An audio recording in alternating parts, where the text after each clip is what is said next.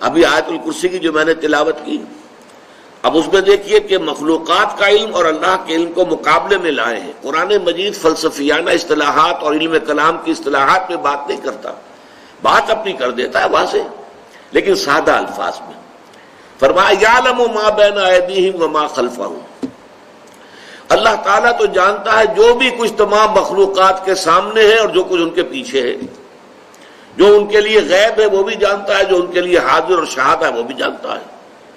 وَلَا يُحِيطُونَ بِشَيْءٍ مِّنْ عِلْمِهِ إِلَّا بِمَا شَاءَ، لیکن جملہ مخلوقات اللہ تعالیٰ کے علم میں سے کسی بھی شے کا احاطہ نہیں کر سکتی سوائے اس کے جو اللہ خود چاہے۔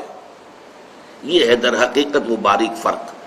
اگر یہ سامنے رہے تو ظاہر بات ہے کہ یہ تو اپنی ایک موٹی سی بات ہے کہ اگر علم میں اور حضور کے علم میں کوئی فرق نہ ہو تو پھر نبوت چے معنی دارت، نبوت کے معنی کیا ہوئے پھر؟ یقیناً حضور کو غیب کا علم دیا گیا، وہی مانا کہ آنے والی خبریں حضور نے دی ہیں۔ یہ تمام جو احادیث کی کتابوں میں کتاب الملاحم اور کتاب الفتن یہ ساری پڑھیے، یہ خبریں دے رہے ہیں حضور آنے والے دور کی، مستقبل کی خبریں۔ مستقبل غیب ہوتا ہے، مستقبل جو ہے وہ شہادہ میں تو نہیں ہے، حاضر میں تو نہیں ہے، غیب ہے۔ اور ظاہر بات ہے کہ حضور نے فرشتوں کو دیکھا، حضور نے جنت کو دیکھا، حضور نے دوزخ کو دیکھا، یہ ساری چیزیں ہمارے لیے غیب ہیں۔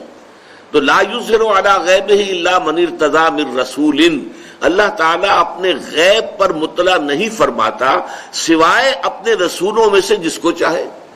جس کو چاہے جتنا علم جو ہے غیب کا عطا کرتے، یہ اللہ تعالیٰ کا اختیار مطلق ہے، لیکن ظاہر بات ہے کہ اپنے اختیار سے تو کسی بھی مخلوق کے پاس کوئی ایک شمع برابر بھی علم نہیں ہے، جو بھی علم ہے وہ اللہ تعالیٰ کا عطا کردہ ہے۔